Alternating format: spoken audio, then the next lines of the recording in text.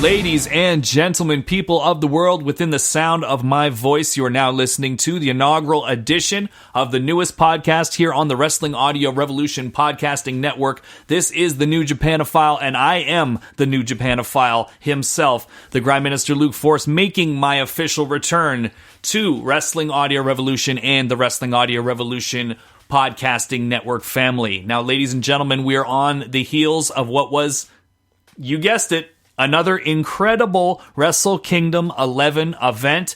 We're going to talk about that, all the top matches, which I'm sure is everybody else's top matches. I think we're all going to agree those last four matches were the best matches on the show. And I know it's been said quite a bit already. I mean, I know Dave Meltzer said it. Numerous other people have probably thought it and said it and told their friends about it and typed it. I know myself and Ernest Matthews, ever since leading up to Wrestle Kingdom 2 or 3 days before, we're maybe swapping, 2 or 3 messages a day on Facebook or text. This was something that we were talking about the days leading up to, and then even more as it happened, and even more than that after it happened. And there was a lot of fallout. We're going to talk about New Year's Dash, of course. We're going to talk about some of the new directions that they were heading creatively. And then we're going to talk about what I predicted would be the big story of the week anyways. And I didn't hear a lot of people talking about this, to be quite honest with you. But to those close in my inner wrestling circle, Sean Cunningham, Shan, my brother Shan, Shotgun Shan, as you would know him, and Ernest Matthews, who, again, I've been really talking to a lot and has really just taken to New Japan even stronger than he had before. So he's been really my go-to guy, my soul brother, as it were, when it comes to this whole Wrestle Kingdom week and the whole experience. We're a few days now removed from that, but the talk has only gotten stronger, both in terms of the discussions and also in terms of all the speculation and all the rumors. And like I said, we had talked about this leading up to the event a good 2-3 weeks before. I said the big story is, of course, going to be Wrestle Kingdom. And of course, it's going to be this Okada-Omega match, because I think everyone had extremely high hopes for that match anyways, and certainly high expectations from my standpoint. Leading up to that, I thought that match would be one of the best matches of the year, if not the best match of the year, just when they announced it. And then, of course, over-delivered, if that's even possible, because a 6-star rated match by Uncle Dave Meltzer. That's how good this match was. Now, of course, that's one man's opinion, but it's a man that holds a lot of weight in terms of his opinion. And somebody that I definitely, have learned a lot from, as I think everybody listening to this would agree. And again, I want to really just take a second here to tell you a little bit about this podcast and why it exists. This podcast exists because of the people like Chris Charlton and W.H. Park from Japanese Audio Wrestling. Those guys were a huge influence on me and a huge source of wealth and knowledge. So, not the wealth yet, of course, but hopefully one day. Hopefully one day. When we're all getting paid millions of dollars for doing these podcasts, just like Chris Jericho and Steve Austin and Jim Ross and Ric Flair and everybody else. I have no political agenda, though. But yeah, this show came into existence because of the people like Chris Charlton and W.H. Park. Also got to put over, Big Striga, of course, Eastern Lariat. Another big source of inspiration and another big source of knowledge, certainly. So I'm certainly the new kid on the block when it comes to this Japanese coverage podcast type game.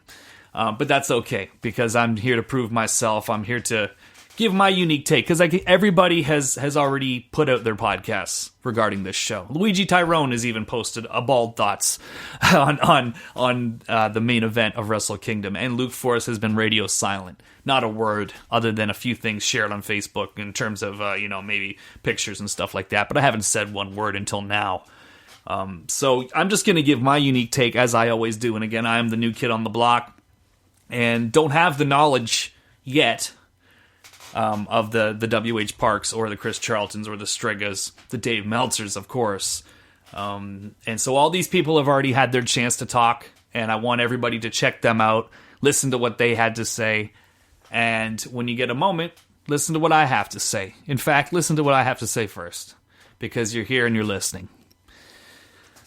So why don't we, instead of going through the card chronologically and so-and-so did this move and so-and-so did this move and whatever, how about we just talk about the undercard as a whole, and then we skip right to what everybody wants to talk about, which is those last 4 matches. Now, of course, it started with the Rumble.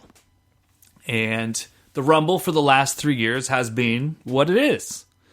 It's terrible, but it's great. And when you're just getting ready for, the event to start, you're hardly one to complain because you don't have to watch if you don't want to. You can go in the other room, you can eat some pizza or some sushi or whatever you're into, and come back and peek in and see what's going on and see who's coming out next, Scott Norton or whoever.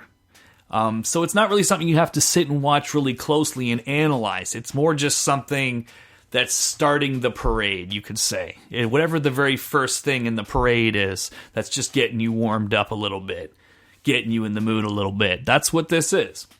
And when you look at it that way, and you put away your star ratings, and you put away your critique of the match, and just kind of enjoy it for what it is, and realize, again, this is just the beginning. This is the calm before the storm.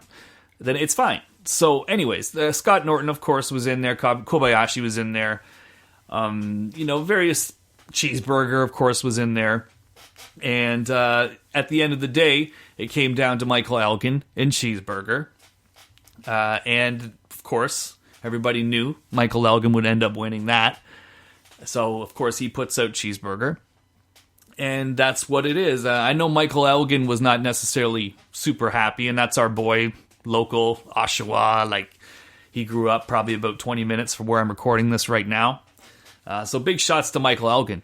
But I understand that he wasn't necessarily super thrilled with that spot. But when you look at what happened at New Year's Dash, it's not like they didn't have plans for him, and he'd been injured. They come up with their cards long in advance. And they seem to have that shit ironed out long in advance of where they're going, When matches get announced a lot of the time, it's like you've already seen it coming for the most part. Maybe a little less this year, but for the most part, that's the New Japan style of booking. Very rarely are you completely blindsided by things in terms of when they announce the matches. So, anyways, Michael Elgin wins the Rumble. Again, he got a little something. It's not like he just was in the Rumble and got thrown out by Scott Norton, although there'd be no shame in that because Scott Norton's a hell of a man and was a hell of a worker in his day for that style, for that old man style. But so that, again, that's to get you warmed up. You're still getting your drinks, you're getting your food, you're whatever, going to the concession stand if you're there live. And might I say, too, I'm incredibly jealous to anyone that was there live. When you look at the brothers Chris Charlton or his new co-host, JoJo, who I like a lot, too. I'm really interested to hear him take over for WH Park, and I just want to say, WH, all the best in your future endeavors, and I don't mean that in any negative way at all. I've actually known WH in the past. During his time living in Toronto, they used to do the O'Grady's parties downtown Toronto, College Street, or Carlton, I should say. College turns into Carlton for those that don't live locally. But anyway, big shout-outs to him. We used to watch the various Japanese tapes that he would bring to O'Grady's. What would happen was Live Audio Wrestling would put on the O'Grady's parties every Monday night for Raw. You'd watch Raw, you'd get your wings. Best chicken wings in town. Everybody remembers these commercials from Dan the Mouth. Big shout out to Dan the Mouth, my old buddy. My old alleyway walking buddy, if you will. Dan the Mouth. Another big source of inspiration, too, in terms of the Japanese wrestling. So big shout-outs to all these guys. And again, this wouldn't exist without them. But used to know WH in those days. Obviously, he's been in Japan for quite some time. And I don't believe he was at Wrestle Kingdom. I think he was at New Year's Dash the next night, though. So anyway, where was I going with this? Michael Elgin won the Rumble, and that was his spot for the show. Now, let's move things along into the opener. And I'm going to have a lot to say about this as the show unfolds. But Kota Ibushi, playing the role of Tiger Mask W, taking on ACH, taking on the moniker of Tiger the Dark. Dark, get it? That's the joke. But, so they had their little, what this is, for those, again, that aren't super familiar, is just really a promotion for the cartoon. They've relaunched the Tiger Mask anime, cartoon, whatever, and they're really promoting it hard. They're having New Japan guys make cameos on the cartoon, and this was basically something to promote and something for the kids, really. So Kota Ibushi wearing the tiger mask, which this new tiger mask, I mean, the mask itself, I mean, he's damn near wearing a stuffed animal sewed onto his face, you know. And I don't even know what Tiger the Dark was wearing. So this whole thing, it's a little bizarre for me, I'll be completely honest, and I love both guys. But it's almost too bizarre, you could say. Almost you get a little bit like, there's something more to this whole thing. So although it's a promotional thing, I do believe at some point we will see the man behind the mask.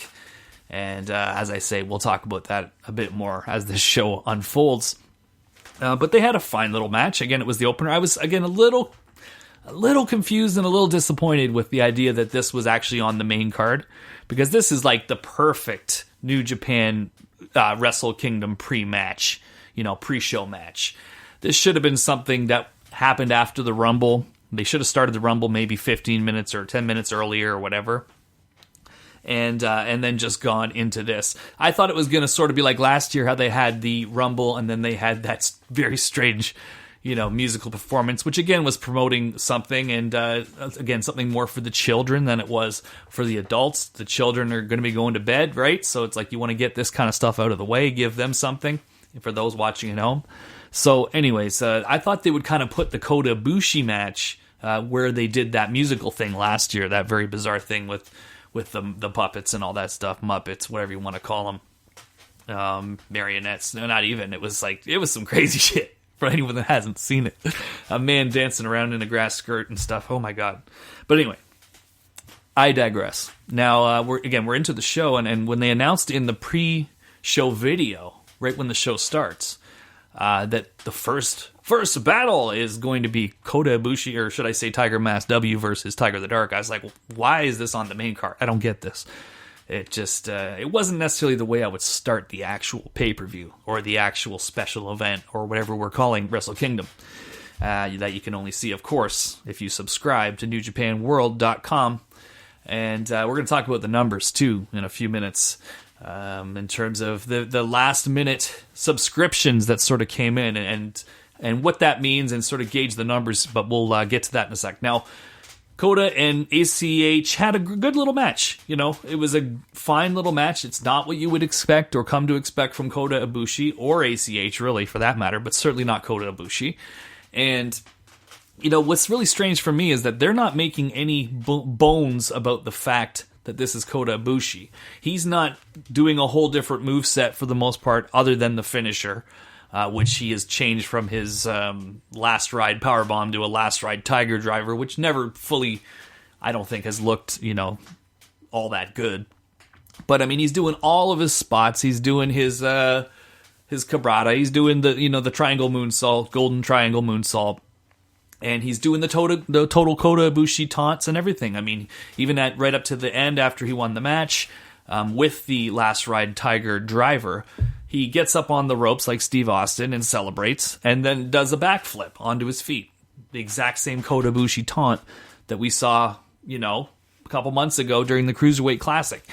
So everybody knows it's Kota Ibushi, but it's very strange from, the standpoint of the crowd doesn't really seem to care about the fact that it's Kota Ibushi, even though they love Kota Ibushi. And I certainly don't think that the fans are stupid and that they don't know who it is, because it's obvious. But for some reason, if he were Kota Ibushi, this place would go nuts. If he walked down the ramp at Wrestle Kingdom without the mask and just as Kota Ibushi, I mean, the place would have gone absolutely insane. But for some reason, when the same guy walks down the aisle wearing the stuffed animal on his face, it's like nobody cares. It's just really a strange situation. So anyway, we'll talk a bit more in a few minutes about why things could be going this way, or why he's there, basically. Why he's there, why he's wearing the stuffed animal on his face, and why they're not doing more with him. And it's kind of a complicated answer, but we'll break it down. Now, on to the next match. We'll move this along, but I will say that I did enjoy the Young Bucks Roppongi Vice match. I was very happy that it was not a 4-way match again, that they've done for the last few years, or more than that. Because those definitely ran their course. There was some good ones, particularly the Wrestle Kingdom 9 one I thought was excellent. Last year's was good too. But by last year, the Young Bucks were really... this is a really hard topic for me to really tackle, because I do love the Young Bucks. I've loved the Young Bucks since they were Generation Me. Of course they look like wieners out of the crowd. Of course they don't look like your typical badass wrestlers. Of course they act in a way that's completely obnoxious and just like a couple of Mark fans. But the bottom line is it kind of has reached a point where it's just gotten to be too much, too silly, too much suck it, too much high-pitched screaming, and just it's gotten to the point where it takes you out of the match. And again, it's fine to have a comedy match. It's fine to have comedy in your match. But when those titles are on the line, even if it is the junior heavyweight tag titles, which maybe aren't the most prestigious titles in New Japan, or the most prestigious titles of the International Wrestling Grand Prix, I still would like to see more emphasis on when the titles are on the line. You got to get serious, you know. Look at the main event with Kenny Omega. Very, very little comedy. Very little, if any. Because the titles are on the line. Of course, that's the world title. This is the IWGP Junior title.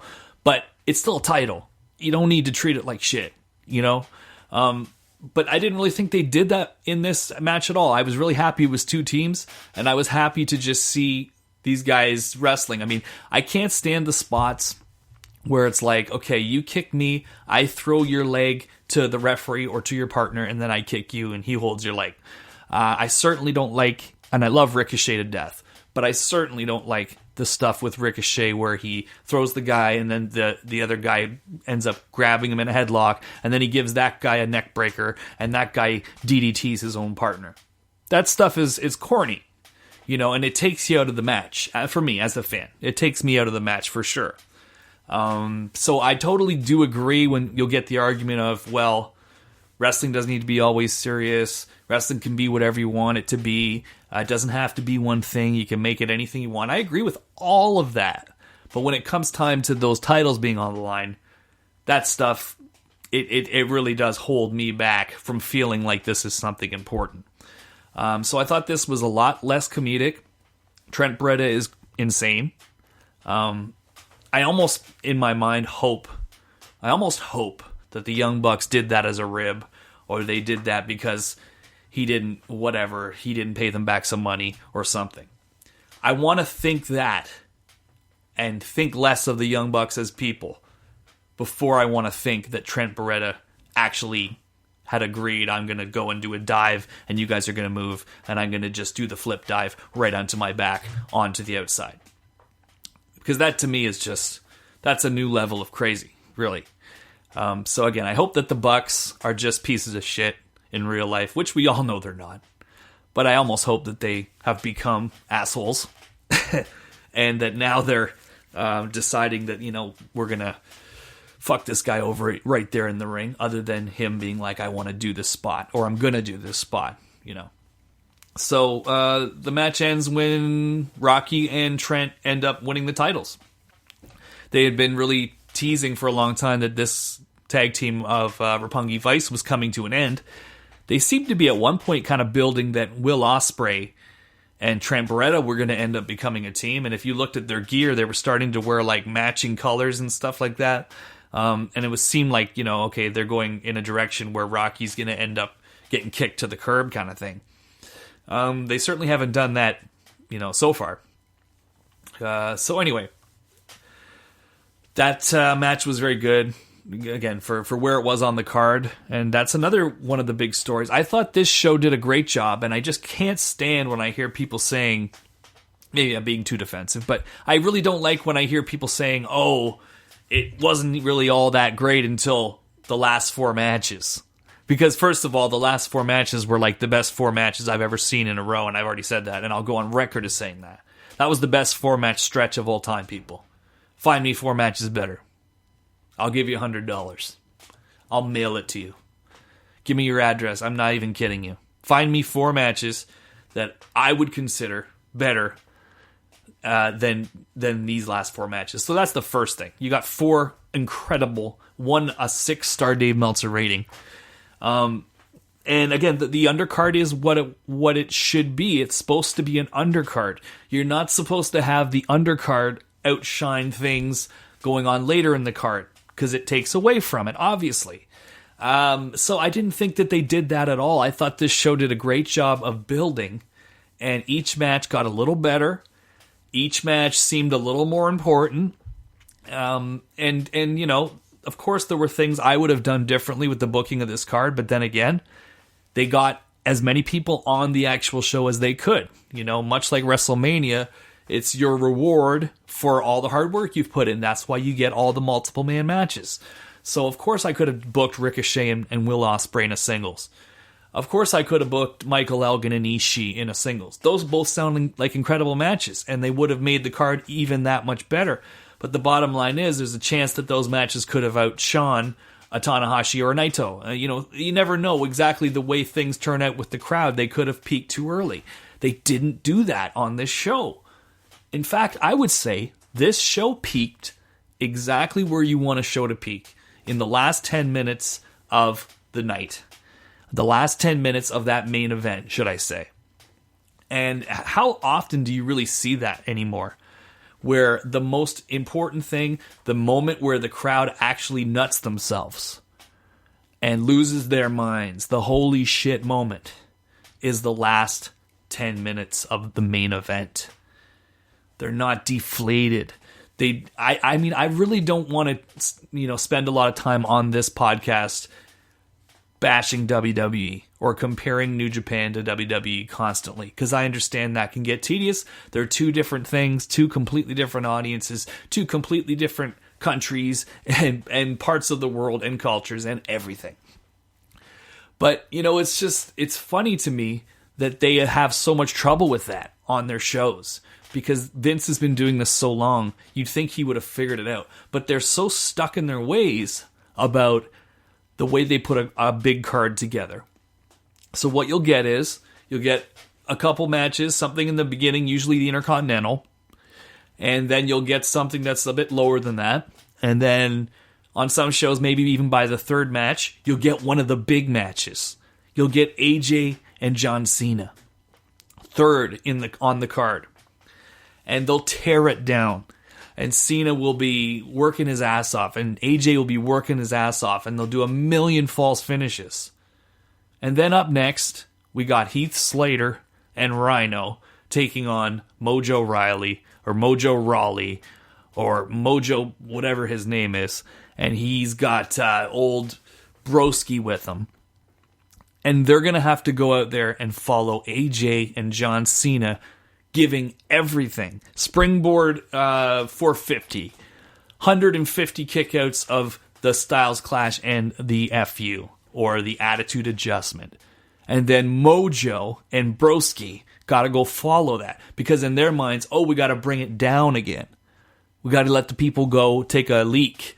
We got to go let the people go get some popcorn. And we got to let the people go buy some merchandise.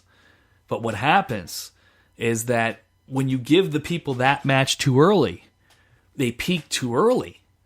And you see that all the time with WWE. And how many main events have you seen where the crowd is the hottest from the time that bell rings to the end of the match? And that's the hottest part of the whole show. You don't see that anymore because people are tired. And Wrestle Kingdom is a 5.5 or something hour event.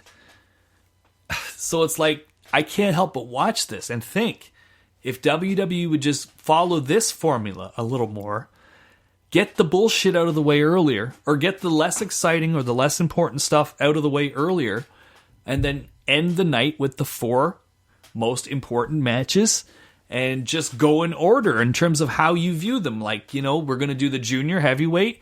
This is what they did at Wrestle Kingdom. We're going to do the junior heavyweight, then we're going to do the never open weight, then we're going to do the IC title, and then we're going to do the world title.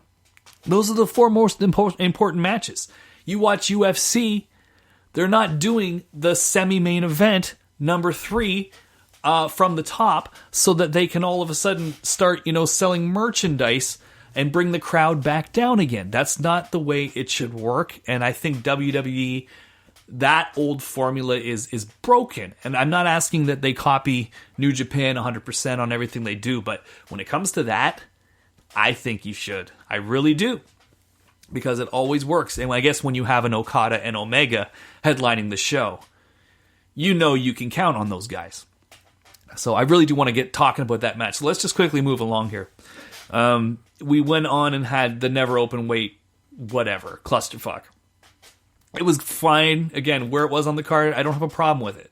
I was a little surprised that Will Ospreay and Ricochet didn't end up in the ring together, but that's the New Japan style. That's the way that Gato books. If there's something that you want and you're really jonesing for it, he's going to sit on that.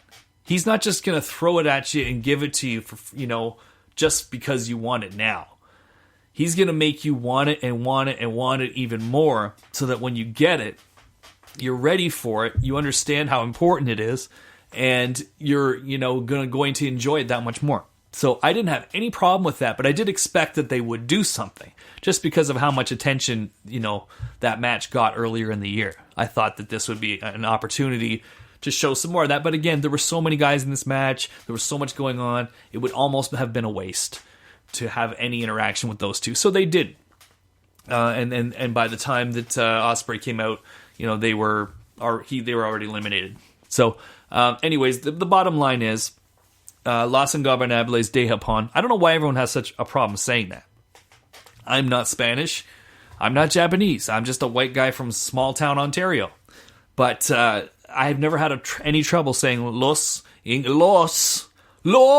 just like Naito always is correcting the commentator there. Los Ingobernables de Japón.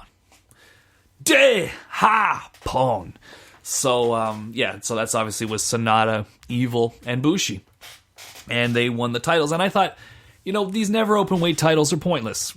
And everybody knows that, and that you don't need them. But if you gotta have them, if that's not anything that's up for debate, if Gato is hell set on, he saw the Freebirds back in the day when he was watching his American tapes, and he just thought it was so cool watching, I don't know, some Mid-South, or were they in Mid-South? Yeah, and or some, who knows, maybe he was watching some World Class, some of the old Texas wrestling, and he saw the Freebirds, and he thought, that's so cool, I got to introduce the 6-man never open weight titles.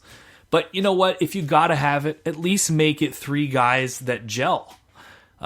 Because, as much as I love Ricochet, and as much as I love David Finlay, and as much as I love Kojima, those 3 guys have no chemistry together. They don't even look like they hang out together. They don't look like they would be even at the same hotel together or the same bar together. They just look like 3 guys that have been thrown together randomly in a booking meeting, or in this case, in Gato's notebook. And it didn't work. It's stupid. There's no chemistry to it, and it just becomes one of those things that seems pointless on the show. But with Sonata, Evil, and Bushi, they're part of the greatest act in the company, and one of the greatest acts in history, Los Ingobernables de Japón. And they had this awesome entrance, and they look like a team. They look like 3 guys that are with each other through thick and thin. And, everything about them is a total, it's a work of art. Really, when you look at that gimmick, it's like a group of super heels. And that's the beauty of it. It's very much got that evil villain faction comic book thing. And the way that they shoot their vignettes and everything is just beautiful. I love it. So the fact that they won, I was like, okay, this is good. At least it's 3 guys that are on the same team, in the same faction. You can have Naito out there, bragging about how his faction's got all the belts and everything like that. He's got the IC, they've got the 6-man. There's something to be told there. Of course, this doesn't last very long, and we'll talk about that in just a second. I've been saying in just a second for a while, so in a couple minutes we'll get to New Year's Dash, because again, I want to move along with this card. As far as the tag match goes, no, actually it was Cody. Yeah, Cody and Juice Robinson. I guess we got to kind of acknowledge Cody's debut. I actually really liked the idea of debuting him with Juice Robinson at this show. And I'm not even a Juice Robinson fan at all. And I know he has improved and everything like that, but there's just something about him that is awkward in the ring. It's like a Yoshihashi. You know, he's awkward to watch in the ring. His movements are awkward.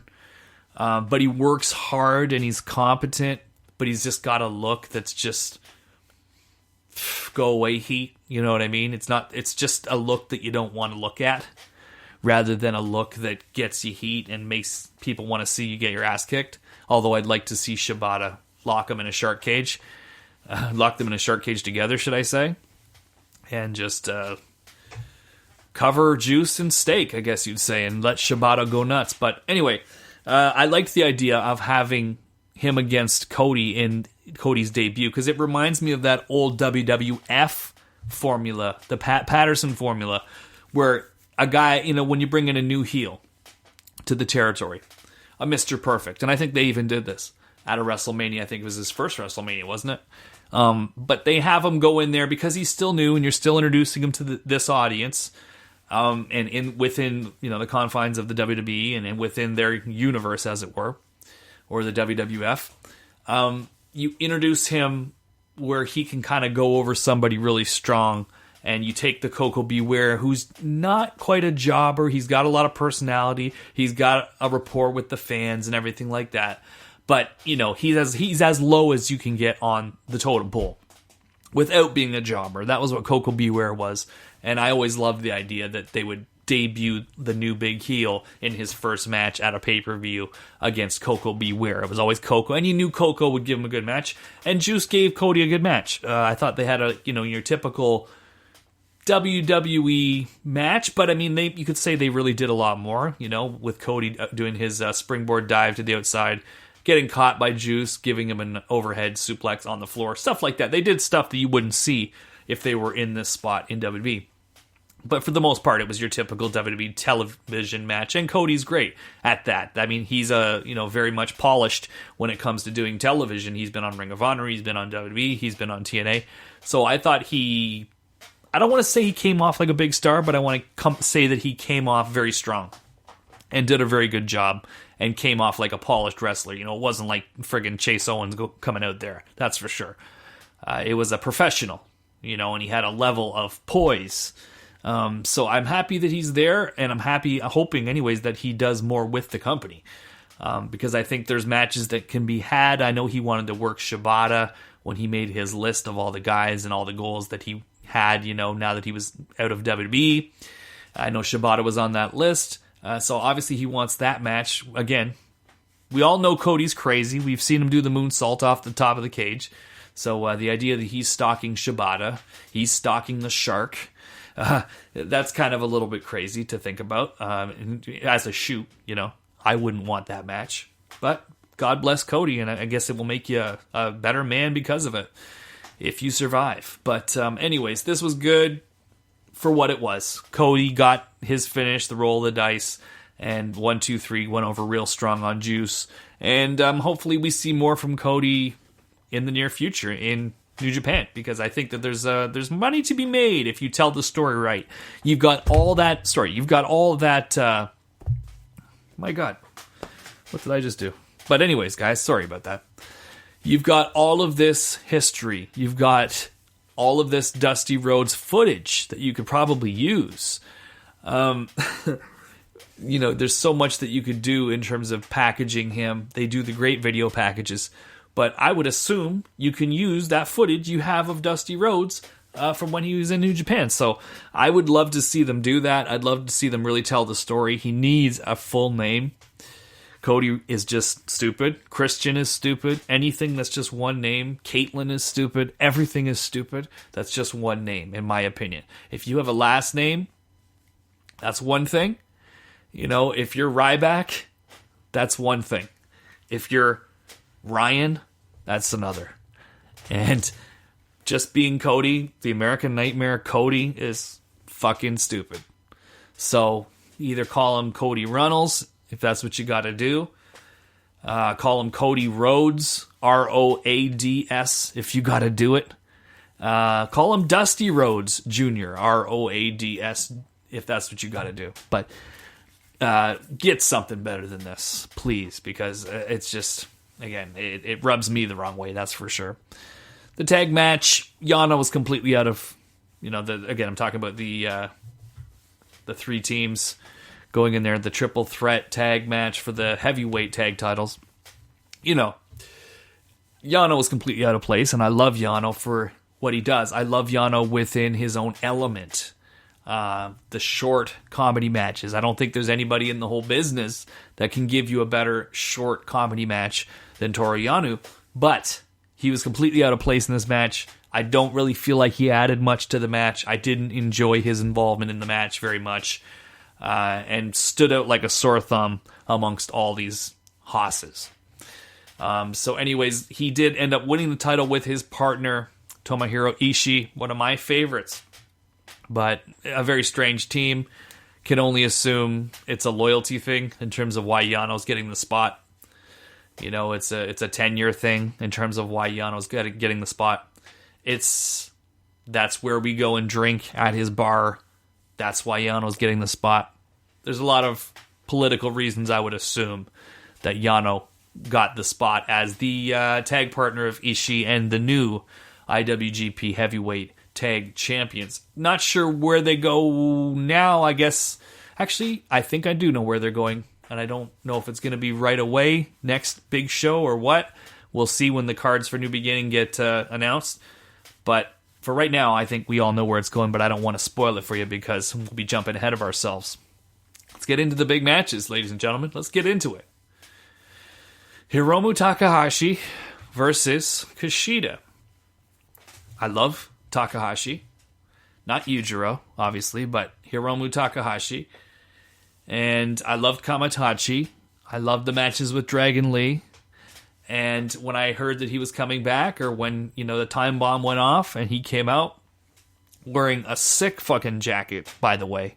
I know there's people that have kind of been knocking it, saying it's cheesy, it's like a punk rock jacket bought at Walmart. I don't see any punk rock jackets at Walmart with Bad Brains patches on the back, first off. And if I did, I'd probably have mixed feelings, let's put it that way. I'd smile inside, but I'd also feel like, burn Babylon. Bun down Babylon. That's what I'd be feeling as well. But you know what? I love this jacket. I love how it's like a ring jacket, like a shiny ring jacket, but it's made to look like a punk rock, old school punk rock jacket with all these sick ass punk rock patches all over it. Hiromu Takahashi is the shit, ladies and gentlemen. He's got so much charisma, awesome look. His gear is just crazy. He clearly went over to Mexico and went and changed from young boy with the black tights and the Boston Crab finishes, had a little bit of Bad Blow, came back, listened to some Bad Brains, and it's like he went there in black and white and he came back in color. And boy, does he have color. This Hiromu Takahashi, he is a colorful character, a complete madman, completely suicidal in the ring. Completely agree with WH or whoever said on Japanese Audio Wrestling, their coverage about, I think it was actually JoJo, that said he's like the modern day Sabu. It's absolutely a fair comparison right there. Because this guy goes in there and just complete reckless in terms with his own body, but also, is prone to crash and burn as well, which makes it that much more exciting. And he did crash and burn in this match. To anybody that kind of really harped on this one missed spot he had in the match with Kushida, I mean, it was a complicated spot. I've seen him pull it off many times in the past. It's not like this was just some crazy idea. Like, that's what you get with Sabu sometimes. He would just get some crazy idea in his head. It was a move that had never been done in wrestling, a move he'd never done, just on, pure adrenaline and just creativity on the spot. He would just try something and it would completely fall apart.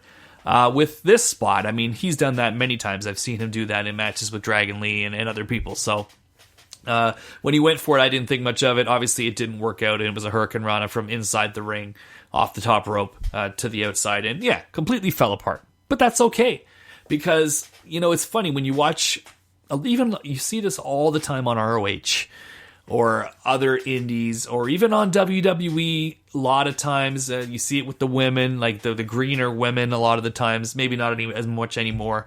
But you definitely used to see it back in the day, the days of the Ashley Massaros and even Trish Stratus in her early days. But, you'd blow a spot, right? You'd badly blow a spot to the point where the audience was laughing or everybody knew, right? Everyone was reacting to the fact that you completely botched that spot. And the first instinct is to go and whisper in the person's ear and then to pick them up and try it again. They did not do that in this match, ladies and gentlemen. Hiromu Takahashi and Kushida are, as the Iron Sheik would say, professionals. Because they botched the spot. There didn't seem to be any kind of panic. There didn't seem to be any kind of even anger or frustration visible about the fact that they blew this spot. He picked him up. Actually, not even. This is really, I guess you got to look at Kushida. But also just the way that Takahashi reacted, his natural reaction when it went south. He didn't sell it at all that it bothered him. It's like, fuck it. It didn't go well. That's okay. It's all right. Things don't always go well in a shoot. But really, you got to give the credit to Kushida because he rolled out of the ring right away. The idea was to give him the Rana from inside and jump and pull him over the top rope, basically. It didn't happen. It fell apart, and Kushida just rolled out on his own because they fell in a heap, and it looked like it hurt. That's the thing. It looked like it hurt. It didn't look like something where it ended up being really soft and he completely missed hitting him or something like that. He landed on him, and they fell in a heap, and it looked like pretty painful. It was ugly because it went wrong. So Kushida rolled to the outside and then, of course, got the humongous senton that actually this time looked more like basically a jumping lariat. Jumped way high in the air, came down with a lariat. That's what it looked like more than a senton. This is always a bit of a strange spot to me just because he throws himself with such abandon, but he doesn't usually hit the guy very clean. It's like most of the impact is just on his own body. So, of course, from a shoot standpoint, that sucks. And I worry about the guy's, body. He's a young guy that's got all this potential. And I do worry about him being a Dynamite Kid type of a situation. But then there's the other side of it, from a work standpoint and from a story standpoint. It's like, well, he actually didn't really, he kind of just grazed the guy. You know what I mean? So, it's an exciting spot. It's crazy, but at the same time, I wouldn't have any trouble with them replacing that with something else. If he wanted to evolve past the jumping huge high senton in the air where he just basically lands on his back on the outside. Worse than Trent Beretta. But this match was incredible. There was the one spot, as I say, but they just kept going right through it. Didn't even sell that anything had gone wrong. So much to be learned from this, folks.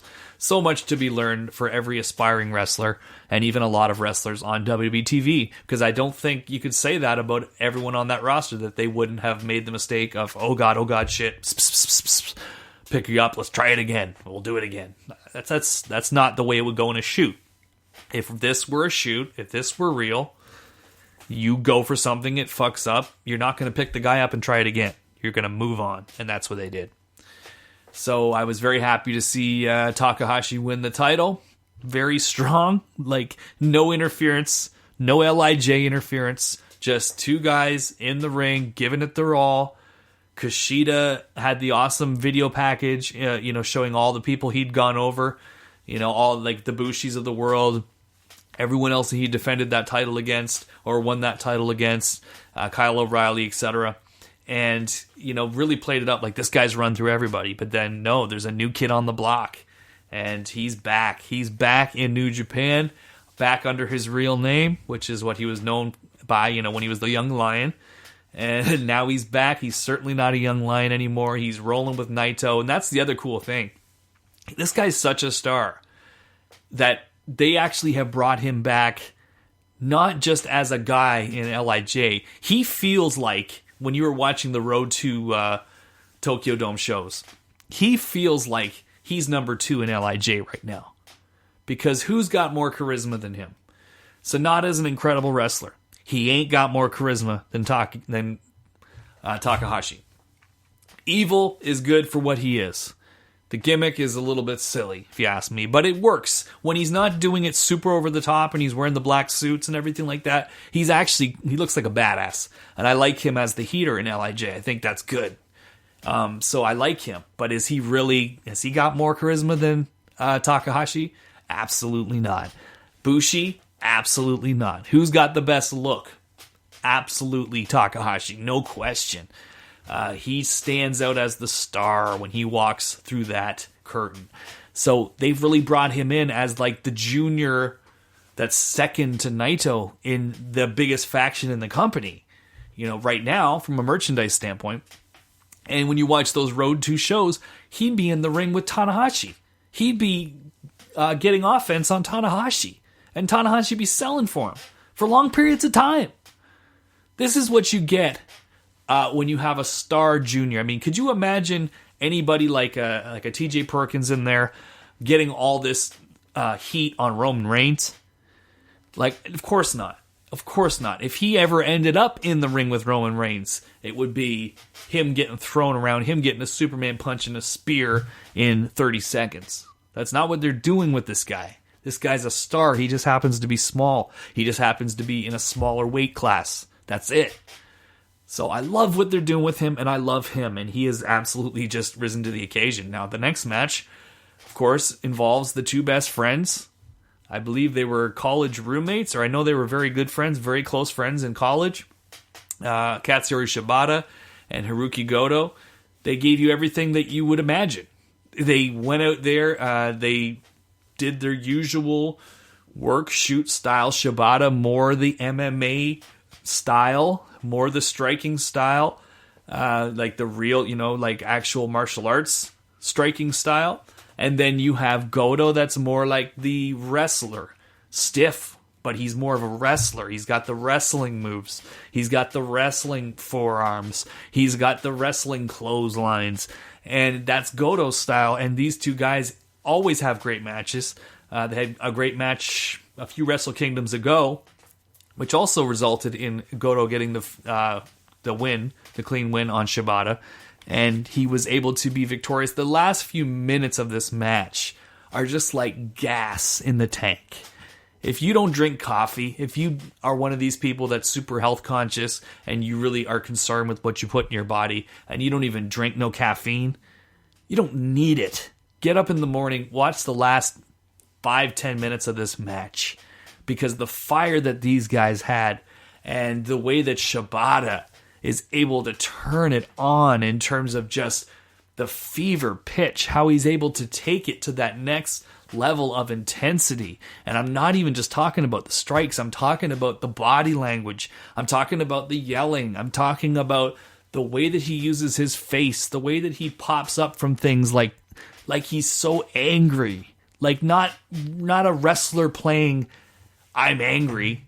Like a guy that's got a burning rage inside of him, a fighting spirit. That's Shibata. That's the intrigue with him. And when you look at this guy, and he walks down the aisle, he's very unassuming. He's kind of got a nice haircut. He's got like the, little boy haircut parted on the side. Very much like Antonio Inoki, He looks like tough, but it's like you don't realize the monster that's walking down the aisle until it's too late. And again, the final few minutes of this match were so intense, so heated, such great acting, if you want to call it that, because I don't know sometimes how much of that is acting with a Shibata. I mean, I feel like he really is a guy that's got a burning rage inside of him, and it's able to be used as art. And I would never want to be in the ring with this guy.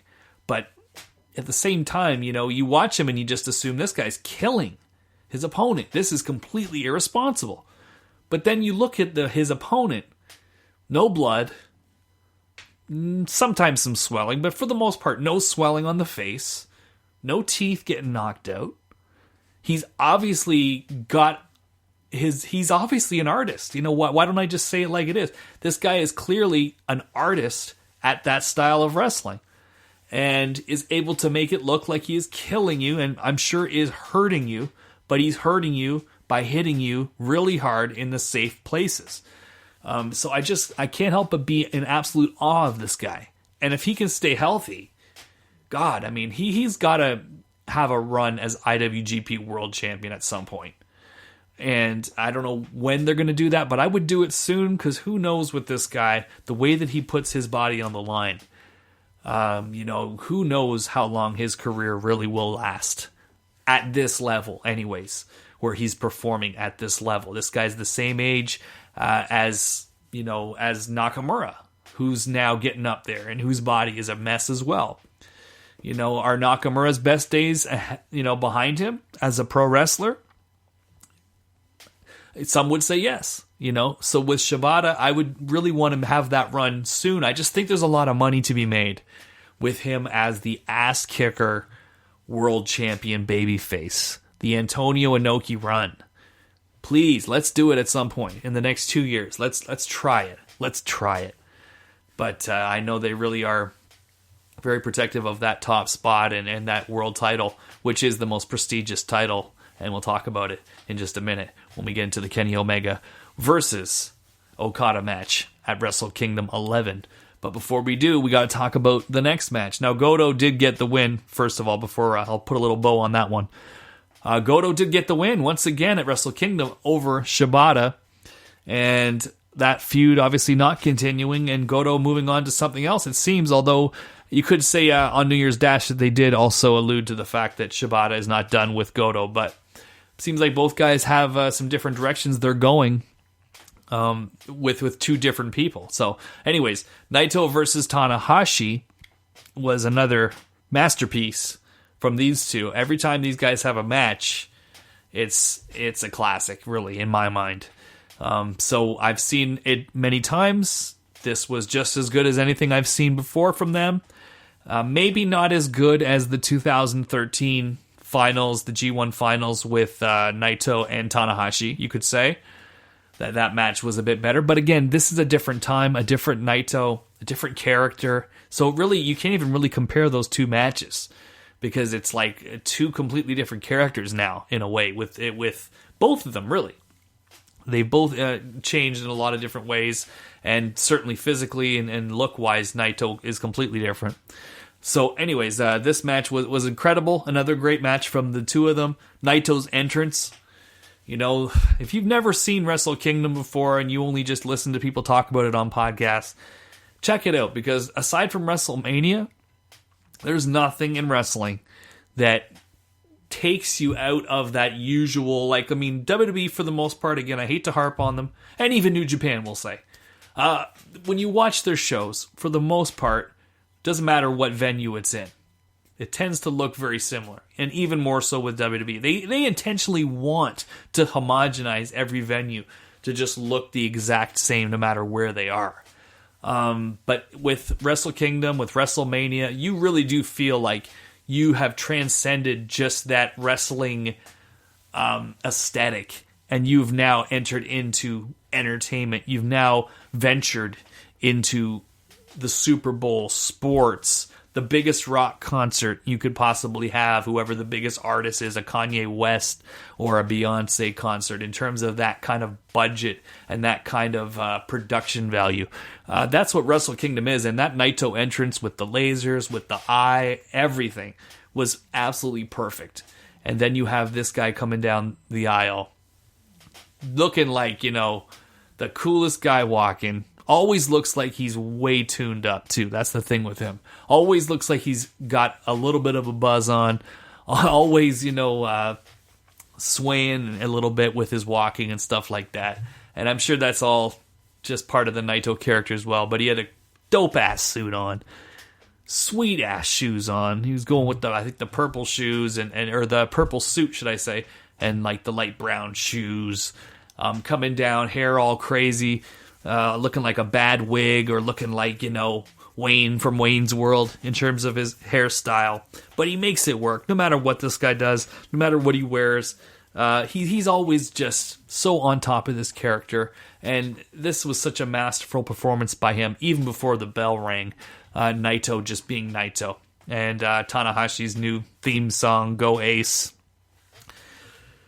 What can you say? What can you say? High Energy was one of my favorite songs of all time.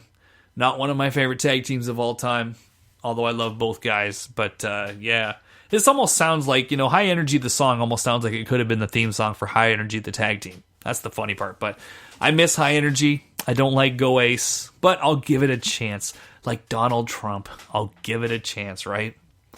Yeah. So anyways, this match was incredible. And I'm not going to go through all the spots or anything like that, but Tanahashi, you can really feel the momentum of Tanahashi sort of going into a bit of a different role in the company now. Going into a bit more of an attraction rather than top star. And, you really felt that too in the final moments of this match too. Tanahashi is no longer the true ace. He is no longer the true top star. He is no longer probably going to have an IWGP world title reign anytime soon. And if he does, it's going to be like his final one, the nostalgia run. It really feels like his time is done as that top star. He's always going to be a big part of the company, I'm sure. But for right now, the way that they've been presenting him, the whole thing about him losing a step, and he's had more losses in the past year than he ever had before, ever since becoming a main eventer. They're telling some stories, you could say, and moving him into a bit of a different role in the company, I think. And that's what I saw in this match in the final moments. Naito getting the win on him with the Destino. Clean in the middle again. No chicanery. No LIJ.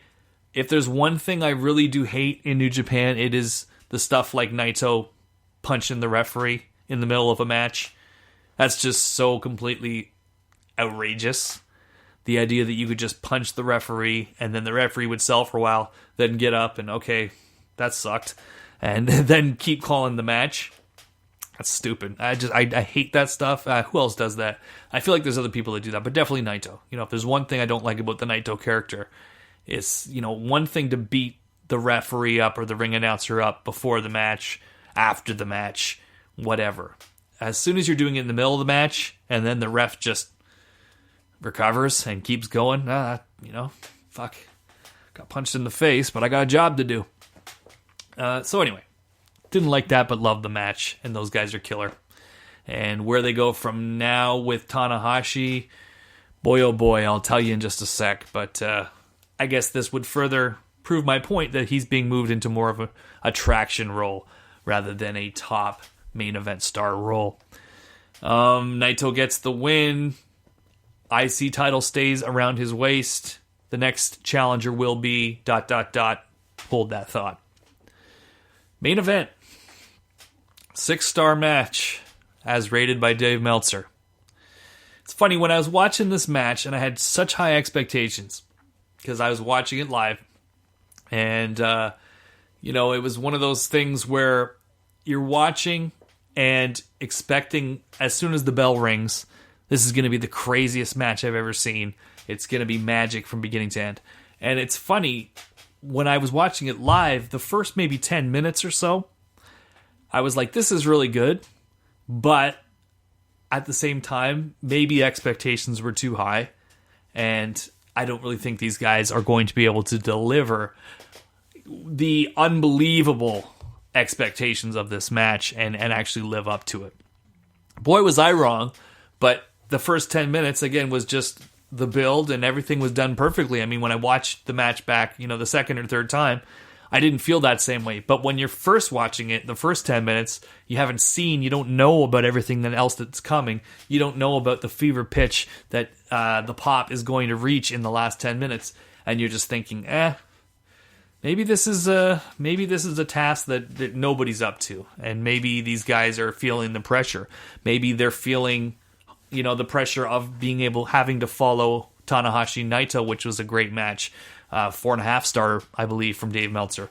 Whether you're going to be following the Shibata Goto match, for God's sakes, and even the Takahashi Kushida match, maybe the pressure's got to them, and maybe this is actually going to be, the worst of the 4 matches. I actually had that thought at first, because it was just good, but not nothing was necessarily taking me to the promised land as a wrestling fan, you could say. But once that thing started going, and I mean, what can you say about Kenny Omega? I mean, what can you say about Okada? These guys gave everything they had. Kenny Omega seems to be the most talked about wrestler in all of the wrestling business right now.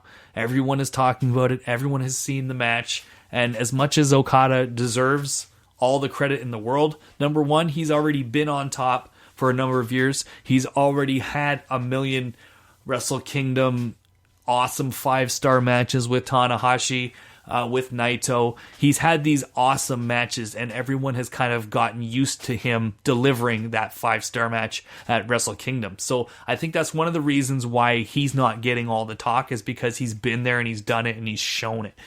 Kenny Omega on this stage in the main event, this is new. This is a brand new thing. And the performance he put on was absolutely incredible. Absolutely incredible.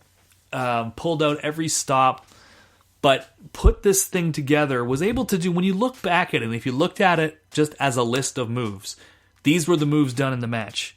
You'd think, okay, this is just a guy doing every move in the book, and no selling, and whatever.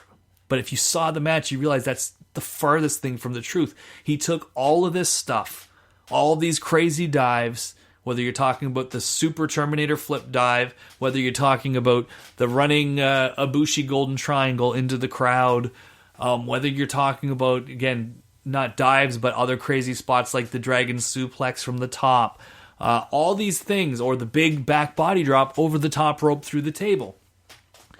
You're going to look at that and say, okay, it's just a bunch of stuff, but if you saw the match, you'd know that's not true, and that this guy was able to take all of those things and put it together in the most masterful way with the greatest psychology to make everything make sense, to make everything look good.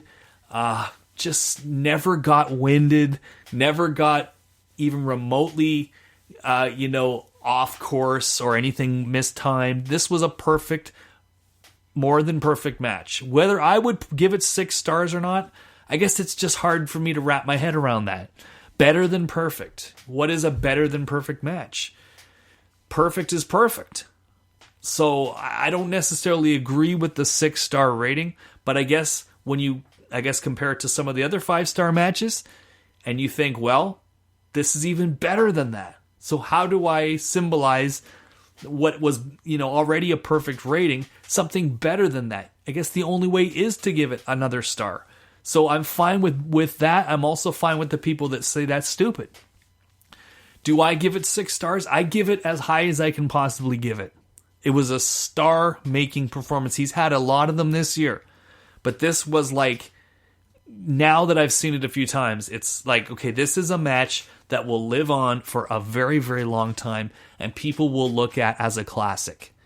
It's not even a week old right now, but people will look at this match as a classic. It will be one of those matches where, as the generations move on, you'll have the one kid that's a little more learned, you could say, than his friends, and he's going to say, oh, have you ever seen that Okada Omega match? No, what are you talking about? Oh, we got to watch it.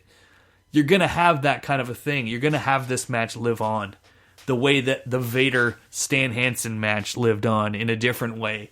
You got to see this match. Vader's eye pops out. The way that, any of the New Japan matches, like, say, the Maeda Andre match. Oh, you got to see this. Yeah, it sucked, but, Maeda shot on Andre. For what those things are, they have the same quality as this Omega Okada match will have, in my opinion, of, oh, did you ever see? And when you have that, you do live on forever, because generation after generation after generation is learning about, oh, Antonio Inoki shot on the great Antonio and beat his ass. You got to see it. These things live on, and the Okada Omega match will live on because it was such a spectacle. There were things in this match that were absolutely amazing and absolutely dangerous, to the point of actually being really concerned for these guys and for their well-being. That was the only drawback you could say, was that it brought you into this place where, okay, you're loving the match, you're excited, you're entertained, but you're also worried. And I don't know if you really want to be worried for a guy's physical safety and whether a guy's going to be able to feed his family or walk or even live. I mean, with that dragon suplex, and you look at all the coverage that this match got, that's the interesting thing. You look at the Sports Illustrated the next day, their website, Sports Illustrated, all of the mainstream sports sites were picking up this Omega Okada match, saying this Japanese wrestling match was absolutely incredible. You've got to see it. Here's some clips of it. And there could have been some really different headlines after that dragon suplex, because when you watch the replay, I mean, that's a dragon suplex, which is already dangerous enough, from the top rope, Okada landing, I don't want to say on the top of his head, but on the front of his head. I mean, he landed on his head first. And you could have had some really different headlines coming out the next day about that spot and about this Japanese wrestling match. But luckily, both guys walked out of that match. Both guys are, I'm sure, banged up to shit, but they're okay. They're going to be okay. And hopefully there's no long-lasting effects. As far as the Ibushi stuff, I find it really hard to believe that this guy is there in the building, in the locker room, coming out in the first match of the show wearing the stuffed animal on his face. And you have all this history with him and Kenny Omega, and you have the commentators constantly mentioning, I don't know, this reminds me of something. What's Kenny doing? I don't want to speculate, but I don't want to say the guy's name, but this reminds me of something.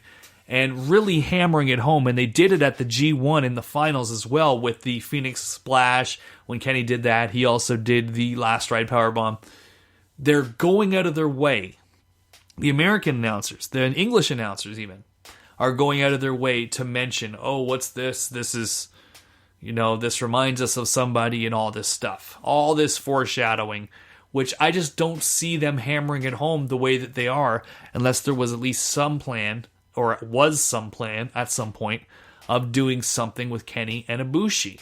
Kenny Omega has also been on Twitter a lot lately, but before Wrestle Kingdom, talking shit about Tiger Mask W. I mean, it just seems like there's so much speculation, but also it would just make so much sense that it just seems very strange that they're not going in that direction. And I find it really hard to believe that they're not going in that direction. But I guess that depends on a lot of factors. More on that in just a moment. So the match comes down, and again, like the final 10 minutes is the show. The final 10 minutes is that magic will live on forever, Andre and Hogan, the body slam moment. And it's really interesting when you watch it, because Omega never hit his finish. And it was completely protected. You could easily come back with the rematch and have him saying, all I got to do is hit the one-winged angel. I kicked out of 3 of your rainmakers, but I never hit my one-winged angel. You wouldn't kick out a 1. And on this match, I'm going to hit you with it, and you're not going to kick out. I mean, that's the story. It writes itself right there. And so I thought that was really amazing, too, that, when you would see a WWE match, a John Cena AJ match, both guys are hitting their finish at least once or twice or more. But in this match, Okada hit his finish a whole bunch of times, which was protected forever. For the longest time, you hit one Rainmaker, that's it. But with this match, I mean, they really put Kenny over. They gave him everything they possibly could to have him become even bigger of a star coming out of that match in defeat than he was walking in. They absolutely did that. He kicked out of 3 motherfucking Rainmakers. And then on the 4th one, he was beat 1, 2, 3, and he was unsuccessful at capturing the IWGP title from Okada. The back body drop over the top rope, that looked very, very scary. Got so high in the air, came down on that table, those thin little library tables that they have in Japan, and the frame that would have been where his neck landed, where his head landed, the frame didn't break. So the rest of the table broke inside, and the other side of the frame, on the other side where his ass was landing, broke, but the frame where his head landed didn't. And it looked like it snapped his neck, and then he falls, and sort of crumples up and ends up rolling into that little thing off the platform, between the platform and the guardrail. So, of course, he did the Golden Triangle. Again, even more references and foreshadowing of Kota Ibushi and him stealing Kota Ibushi's moves. And again, it's just really hard for me to believe that they're not or weren't planning to go in that direction. More on that later. So the match was incredible. Again, wrestlers tweeting about it. John Cena posting a picture of Kenny Omega. Daniel Bryan congratulating Kenny Omega on Twitter. Ernest Matthews and myself sharing multiple messages a day talking about this match. And, really when I woke up the next day, I thought for sure by the time Dave Meltzer puts up Wrestling Observer Radio, the story's going to be Wrestle Kingdom's over, 6-star match, but the big story is Kenny Omega and ... are going to WWE. That was what I thought would be the story. I got to New Year's Dash and got to watch that show and was still checking the sites, still listening to the podcasts. I'd heard Observer Radio. Nothing about Kenny Omega going to WWE. We know about these contracts, or we thought we knew about these contracts, January to January. And although it's not ever been said in the press, the feeling was everyone's going to be a free agent. Omega's going to be a free agent. Omega's gone. They're stealing him. WWE's going to pick him up. And then who else is going with him? But nobody knew for sure that his contract was coming up in January. We had the situation happen last year with AJ, with Doc, with Machine Gun, and with Nakamura. And ever since then, it's like Kadani, CEO Kadani, has been a totally different guy. Like, he's been cutting these promos on WWE. He's been talking about their weaknesses and how no one's ever exploited those weaknesses. Pretty much insinuating that they would, or they could, if they wanted. That no one was powerful enough or intelligent enough to do it, but they were. I'm paraphrasing, but that was pretty much the tone of what he was saying. He pretty much openly said that the idea of bringing the G1 to Long Beach and putting the Wrestle Kingdom 11 on Access TV, which is starting this week, with the main event, Okada and Omega, which I think is a very smart move to play that match first because it's the match everyone is talking about and everyone is wanting to see. He said all of that was a direct reaction to WWE and what they did last January. And I just can't help but think, watching that match and hearing his comments over the past year, that he would build up Kenny Omega, have him win the G1, do all this stuff with him, Terminator video, protect the finish in the main event, let him kick out of 3 Rainmakers, and not assume that he's leaving at the end of January. And why would you build a guy up that much? Why would you invest that much in him if you thought he was leaving you in January? Which tells me there's more to that story. And I know what Kenny Omega is saying on the internet right now. I follow Kenny Omega on Twitter. Kenny Omega is a friend of this show. There's times when I will be in arguments with WH or somebody else about Kenny Omega, and all of a sudden, before you know it, Kenny Omega's jumping in on the conversation, and he's cutting promos on the other guy, and he's coming to my defense. So, I understand, and I follow everything Kenny says, and I know what he's saying right now about he's stepping away from Japan, and he is going to be reassessing his future.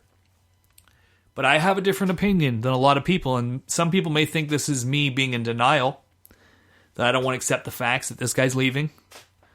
But again, I have a very hard time believing that this guy has just had the last 6 months he had, that he was the first foreigner to ever win the G1, that they would make this guy a star, a real main event star, when, let's face it, he wasn't a year ago.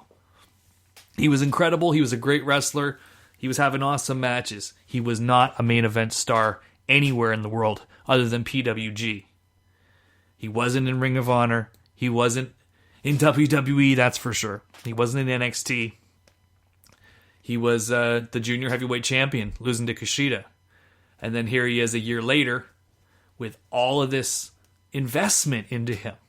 Most of it happening over the last 6 months. You don't do that after what happens last year with AJ and Nakamura and Doc and Gallows, or and Doc and Machine. You don't do that if you think the guy's leaving. So by the time New Year's Dash rolls around and I'm watching that show, the way I'm feeling is I'm going to see, Kenny Omega put into the next program, because I've not heard a thing. And you would think that Dave would have been right on top of that one about Omega leaving New Japan and going to WWE. You would think that news would have been out within a few hours of Wrestle Kingdom. But nothing. Everybody was radio silent on that story for days.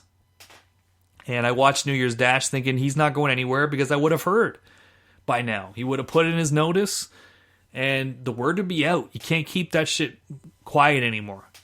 You certainly didn't last year. By the time you were hearing the podcasts talking about Wrestle Kingdom, the news was out. So I was expecting the same thing this year. And when I didn't hear it, I assumed, okay, he's going to get put in his next program, because they're not going to go right back to the Okada match. They love to tell the story of the guy working his way back up to the title, and they're going to do that with Omega. And this is the beginning of that. Then you see where he was on New Year's Dash, just one of like 4 or 5 guys, one of which being Bone Soldier, and he's wearing the old candy-colored tights again, and he's got the t-shirt on again, and he's in a comedy match getting, his ass whooped by Tenzan, selling for Tenzan and others.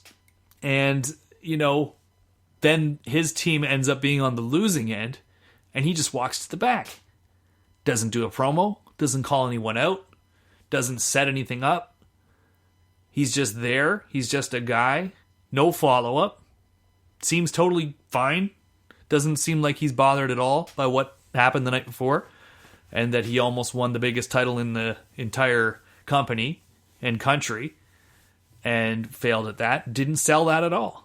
Just came out happy-go-lucky Kenny Omega, one of many guys, wrestling the Legends. The Legends win. Bullet Club loses. They walk to the back. That's it. So my immediate reaction is that ain't good. That ain't good at all. Because they're not setting anything up for him.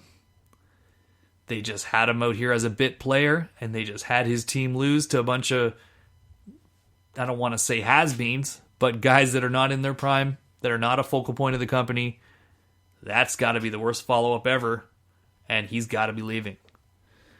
And then there was another day or so that passed, and then, of course, you read the tweet that he is stepping away from Japan, and he is reassessing his future. But here's my take. Kenny Omega is a smart guy. And I don't just say that because he's a friend of the show. I say that because he is a very, very smart guy. And he knows, and he's very much in tune with the internet and with what people are saying. He knows what you're all saying about him. He knows people were speculating, people like myself were speculating that he may be going to WWE at the end of January because his contract will be up. So who's to say he's not banged up right now, which he is. He was going into Wrestle Kingdom even, and gave it his all, gave it everything he possibly could give in that match, and then some. And that now he's not going to go away for a while, heal up for a few months, and return to continue the story that they love to tell more than anything else in New Japan, and I love them for it, the story of working your way back up to the IWGP title. They don't do the automatic rematches, for the most part, that WWE would do. In WWE, if you have a hot match, or a match that's fire, get it? Match that's fire. If you have a match that's fire, they go back to it the next night, or the next month, or the next 3 months. If you have a good match and it gets everyone talking, they do it over and over and over in as quick a space as possible, to the point where you don't even care if you ever see it again. New Japan doesn't do that. That's why I am the New Japanophile. It's not just the match quality. It's the long-term vision of Gato, of Jado, of Kidani, and others. It's the long-term vision, and it's the real sports presentation, and that's sort of what you're seeing right now, because they're not going back to Omega Okada. Suzuki-gun returned on New Year's Dash to incredible heat. White hot was that segment where they came out and they attacked Okada and everyone else and cleared the ring. And it was so gangster the way they did it, the way that everybody but Suzuki was in there beating ass. Okada runs in the ring, starts trying to make a comeback, gets cut off, but still fighting his way free, whooping a bit of ass himself. And then you see Suzuki's in the ring. The ringleader, the gangster, Minoru Suzuki in his jumpsuit is ready to go. And he chokes out Okada. I mean, it was great stuff. But I mean, it's that real sports presentation of rankings, Omega lost. He doesn't get another shot because it was a hot match. He doesn't get another shot because the internet marks want to see it again or are all talking about it and retweeting it and, going on Twitter and writing the guys and saying it was the best match we've ever seen. It doesn't matter. It's a ranking system, and he lost, so now somebody else gets the shot, and he'll get his shot if he earns it. If he works his way back up the rankings. What's the best way to do that? Omega takes some time off for a few months, heals up, chills out, goes back to my home country, Canada, relaxes, and then comes back, wins the New Japan Cup, and then goes on to beat either Suzuki-gun or Minoru Suzuki and feud, have the Bullet Club and Suzuki-gun kind of do a bit of a feud there, or even have him and Okada in the rematch. And then, by the time we get to the G1 in Long Beach, which again was announced over the last few weeks, the first 2 days of the G1 will be in Long Beach, California. Go into Long Beach with Kenny Omega as the champion. You have the North American leading the brand. You have the North American as the guy in the company as you continue your North American expansion, and you have the G1 in California. I think that's a great way to go about it, and I don't doubt for a second that that's what they're going to do. Of course Omega could end up in WWE. Of course he could be gone right now as we speak. John Cena tweeting a photo of him, of course that could be John Cena letting everyone know he's coming in, but it's probably not. It's probably John Cena doing what John Cena always does on Instagram. He posts things to fuck with people. I don't believe for 1 second that John Cena knew for sure that AJ Styles was coming in when he posted that picture of AJ a year or so ago. I think John Cena posts things sometimes. Sometimes he posts things just to fuck with people. Other times I think he posts things that he thinks are going to happen, or that he hopes are going to happen. John Cena is a guy just like you or I. Only difference is he does have handcuffs on him of what he can say and what he can't say in a public setting. And he doesn't even need handcuffs because the guy's so damn good at it. You've never had anyone with less scandal that was on top for 10 years in WWE. John Cena doesn't have a lot of dirt on him because he's very smart. So for him to post the picture of Omega, I think he knows what everyone's talking about, just like Kenny Omega knows what everyone's talking about right now. And everybody is either saying, no, don't go after that match. People are like, no, don't go. Stay in New Japan. We want to see more of these matches. Or they're saying, go to WWE. We want to see you in WWE, in the biggest company. And for me, I'm torn because I'd love to see Kenny Omega make as much money as possible. I'd love to see Kenny Omega become a household star because, god damn it, that guy's good enough to become a household star. He should be, in every magazine, he should be a guy that they send on the talk shows because he is a very good talker and he's very charming when he's being himself. So, I'd love to see it happen for him if that's what he wants. But no, selfishly as a fan, I want to see him stay in New Japan and I want to believe the things that he was saying, leading up to Wrestle Kingdom in all of his interviews with the press, with Sports Illustrated or whoever. That he wants to be the guy to help New Japan go global and to help them grow into an international market. I want to believe that's true. I really do. And when you look at how much they've given the guy over the last 6 months, it's been one of the craziest pushes in recent memory in that way. From a guy transforming into this main event guy in a very short amount of time. And I know there's people that say, because he lost at Wrestle Kingdom, that automatically means he's going to WWE. I don't believe that to be true because of the fact that this is his first dance with main eventism as a top guy going for that world title. And they love to tell the long-term story of, the guy doesn't succeed on his first time. But he's going to get another chance. That was not the end of the story. If you watch that match, and if Kenny Omega is staying put in New Japan, if his contract is not even up at all this year, and there's more to this story than people realize, and Kadani and company were not as stupid as everybody thinks they were after what happened last year, and they're just going to let his contract roll over. It's just, you got to assume that there's got to be something more with Omega and Okada. I believe there is. I believe that we have only seen the beginning, and I think this is a rivalry that could go on for a long time. The trouble you're going to have with this, though, is the fact that Kenny Omega and Okada are now going to have to live up to this match. And this is a match that is going to be very hard to top, and I don't know if I want to see them top it. Now, I think it's time for me to call it a night here, everybody.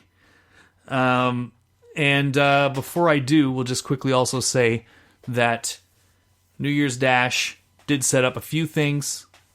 It set up a match I'm not particularly excited for, and that would be Goto and Juice Robinson when Juice got the fall over Goto. I think they're way over pushing Juice Robinson. They also kind of seem to be setting up a Will Ospreay versus Shibata match.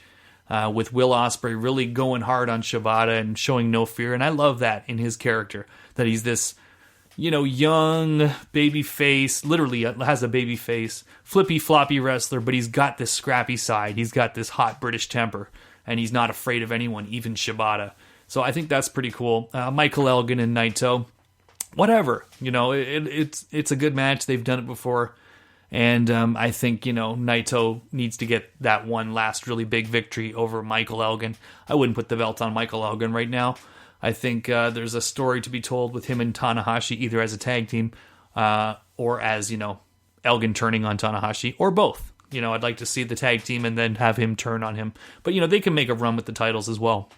Right now, with Suzuki-gun coming back, one would assume that Archer and Smith, Killer Elite Squad, will be the first guys to step up and challenge Ishii and Toru Yano and hopefully beat them, because that's just a weird team to me, and I don't think there's a whole lot you can do with it. So anyways, guys, we're going to get out of here.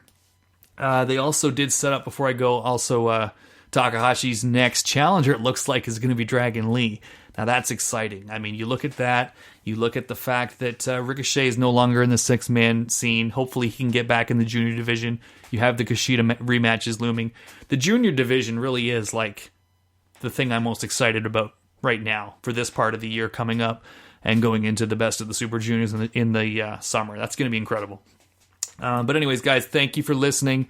This has been the inaugural edition of the New Japanophile. I am the New Japanophile himself. We'll have to follow this Kenny Omega situation. I'm sure there'll be lots to talk about. You got to give it up to the guy for absolutely creating so much buzz for himself this week. It's been incredible, a masterful job. Good job, my friend. And we will talk more Japanese wrestling. This is going to be a monthly podcast. We'll talk to you next month Following the New Beginning cards, when they're over, we'll start thinking about doing a show, see what else is going on. And again, thank you for listening. Shout out to WH, shout out to Chris Charlton, Dan the Mouth, Dave Meltzer, Striga, and everybody else covering Japanese professional wrestling. I am the Grime Minister Luke Force, and this has been episode 1 of the New Japanophile.